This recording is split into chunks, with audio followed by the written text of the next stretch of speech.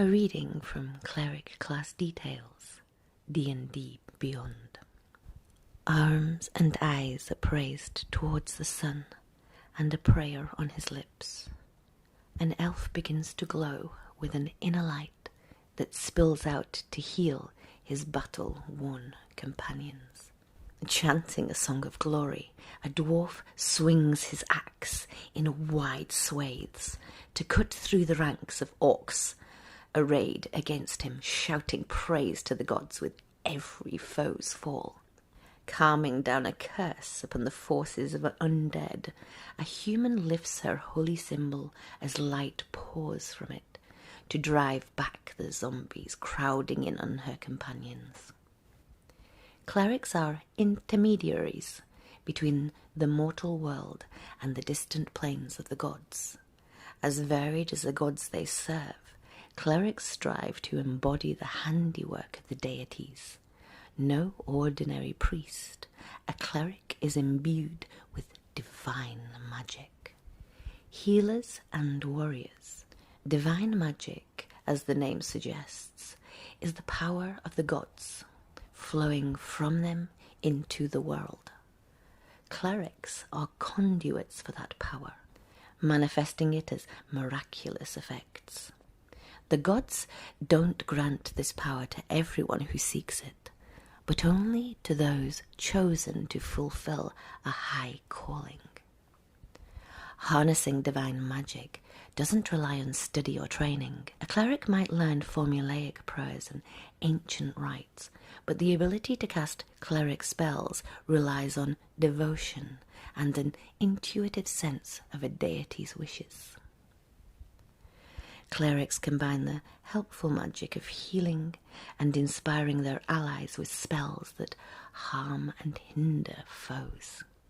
They can provide awe and dread, lay curses of plague or poison, and even call down flames from heaven to consume their enemies.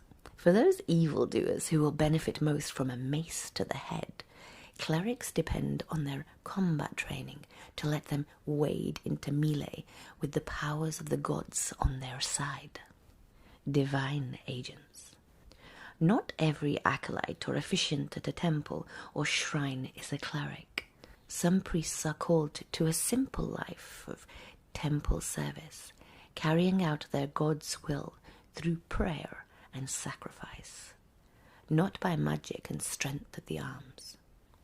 In some cities, priesthood amounts to a political office, viewed as a stepping stone to higher positions of authority, and involving no communication with a god at all. True clerics are rare in most hierarchies. When a cleric takes up an adventuring life, it is usually because his or her god demands it. Pursuing the goals of the gods often involves braving dangers beyond the walls of civilization, smiting evil or seeking holy relics in ancient tombs. Many clerics are also expected to protect their deities' worshippers, which can mean fighting rampaging orcs, negotiating peace between warring nations, or sealing a portal that would allow a demon prince to enter the world. Most adventuring clerics maintain some connection to established temples and orders of their faiths. A temple might ask for a cleric's aid, or a high priest might be in a position to demand it. Creating a cleric. As you create a cleric, the most important question to consider is which deity to serve and which principles you want your character to embody. The Gods of the Multiverse section include lists of many of the gods of the multiverse. Check with your DM to learn which deities are in your campaign. Once you've chosen a deity, consider your cleric's relationship to that god. Did you enter this service willingly? Or did the god choose you, impelling you into service with no regard for your wishes? How do the temple priests of your faith regard you? As a champion or as a troublemaker? What are your ultimate goals? Does your deity have a special task in mind for you? Or are you striving to prove yourself worthy of a great quest? You can make a cleric quickly by following these suggestions. First, wisdom should be your highest ability score, followed by strength or constitution. Second, choose the acolyte background. Class features. As a cleric, you gain the following class features. Hit points. Hit dice. 1d8 per cleric level. Hit points at first level, 8 plus of your constitution modifier. Hit points at higher levels, 1d8 or 5 plus your constitution modifier per cleric level after first. Proficiencies: armor, light armor, medium armor, shields, weapons, simple weapons, tools, none. Saving throws: wisdom, charisma. Skills: choose 2 from history, insight, medicine, persuasion and religion. Equipment: you start with the following equipment in addition to the equipment granted to you by your background. A mace, or B, a warhammer, if proficient. A, scale mail. B, leather armor, or C, chain mail, if proficient. A light crossbow and 20 bolts, or B, any simple weapon. A priest's pack, or B, an explorer's pack. A shield and the holy symbol. Spellcasting. As a conduit for divine power, you can cast cleric spells. See spell rules for the general rules of spellcasting and the spell listing for the clerical spell list. Cantrips. At first level, you know 3 cantrips of your choice from the cleric spell list. You learn additional cleric cantrips of your choice at higher levels, as shown in the cantrips known column of the cleric table. Preparing and casting spells. The cleric table shows how many spell slots you have to cast your cleric spells of first level and higher. To cast one of these spells, you must expend a slot, and the spell's level or higher. You regain all expended spell slots when you finish a long rest. You prepare the list of cleric spells that are available to you to cast, choosing from the cleric spell list.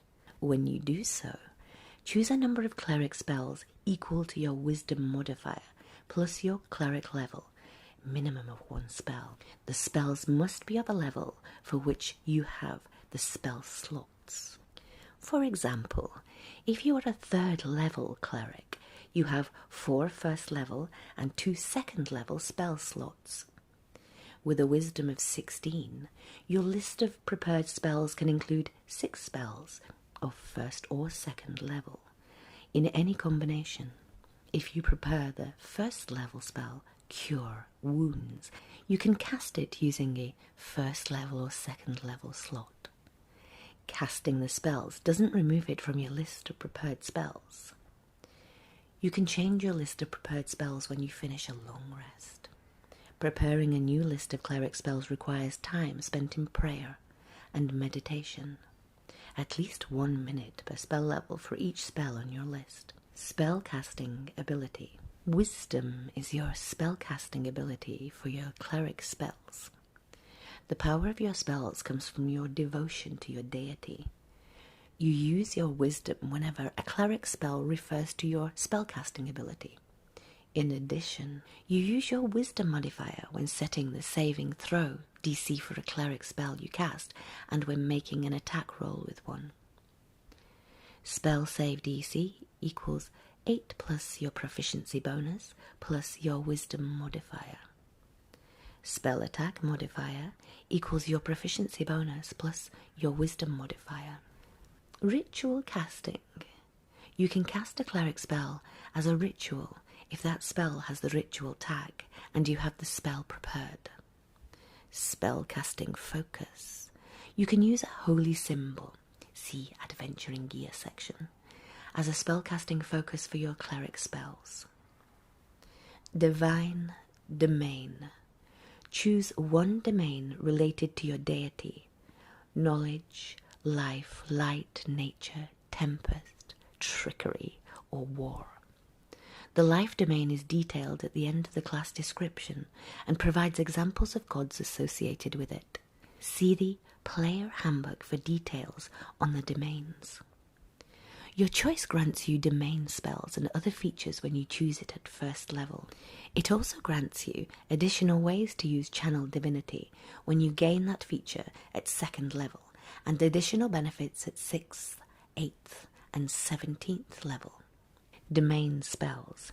Each domain has a list of spells, its domain spells, that you gain at the cleric levels noted in the domain description. Once you gain a domain spell, you always have it prepared, and it doesn't count against the number of spells you can prepare each day. If you have a domain spell that doesn't appear on the cleric's spell list, the spell is nonetheless a cleric spell for you. Channel Divinity. At second level, you gain the ability to channel divine energy directly from your deity, using that energy to fuel magical effects. You start with 2 such effects: Turn Undead, and an effect determined by your domain. Some domains grant you additional effects as you advance in levels, as noted in the domain description. When you use your Channel Divinity, you choose which effect to create. You must then finish a short or long rest to use your Channel Divinity again.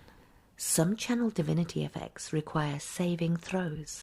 When you use such an effect from this class, the DC equals your cleric level save DC. Beginning at the 6th level, you can use your Channel Divinity twice between rests, and beginning at the 18th level, you can use it 3 times between rests. When you finish a short or long rest, you regain your expended uses.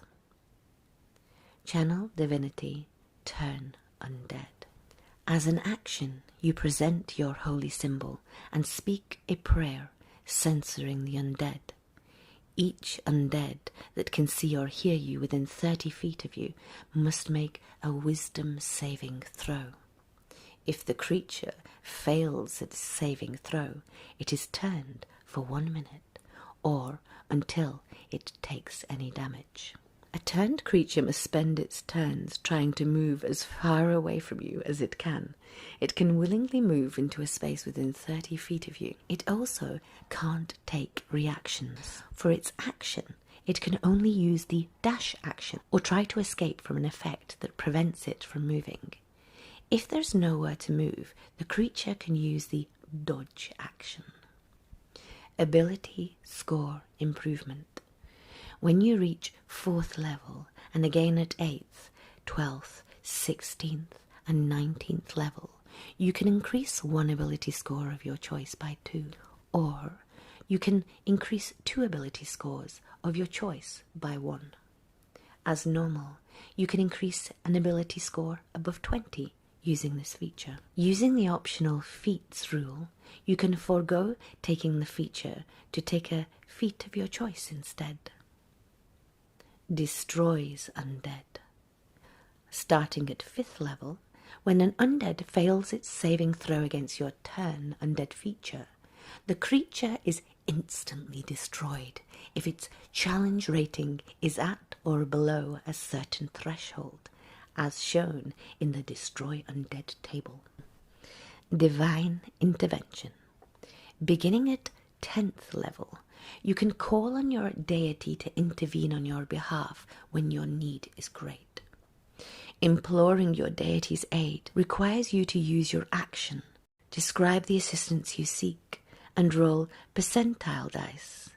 If you roll a number equal to or lower than your cleric level, your deity intervenes. The DM chooses the nature of the intervention.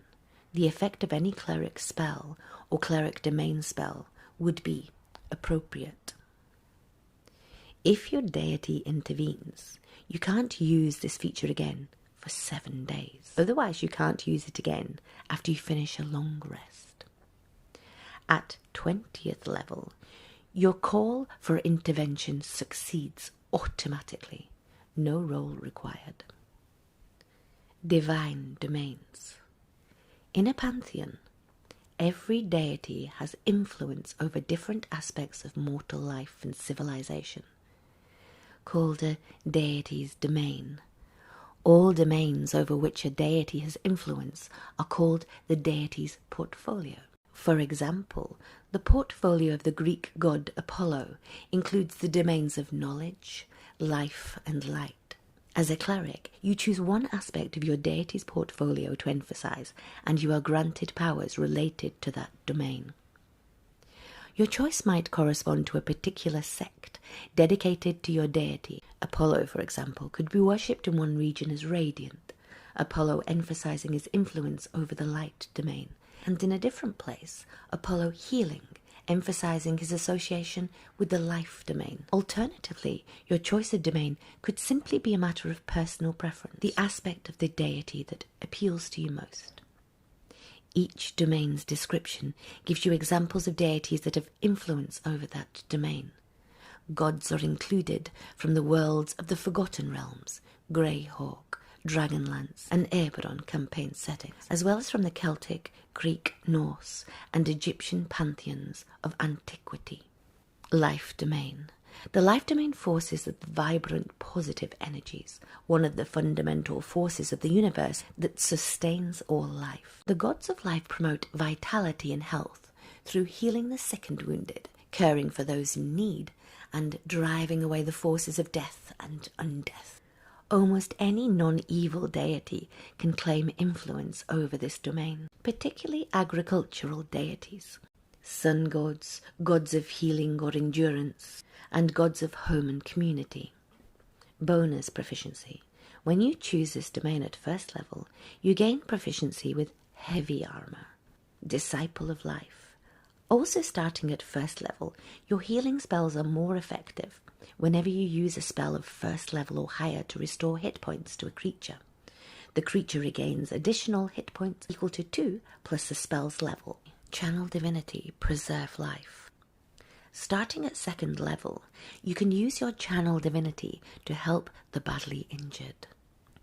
As an action, you present your holy symbol and evoke healing energy that can restore a number of hit points equal to 5 times your cleric level. Choose any creatures within 30 feet of you and divide those hit points amongst them. This feature can restore a creature to no more than half its hit points maximum. You can use this feature on an undead or a construct. Blessed Healer. Beginning at 6th level, the healing spells you cast on others heal you as well.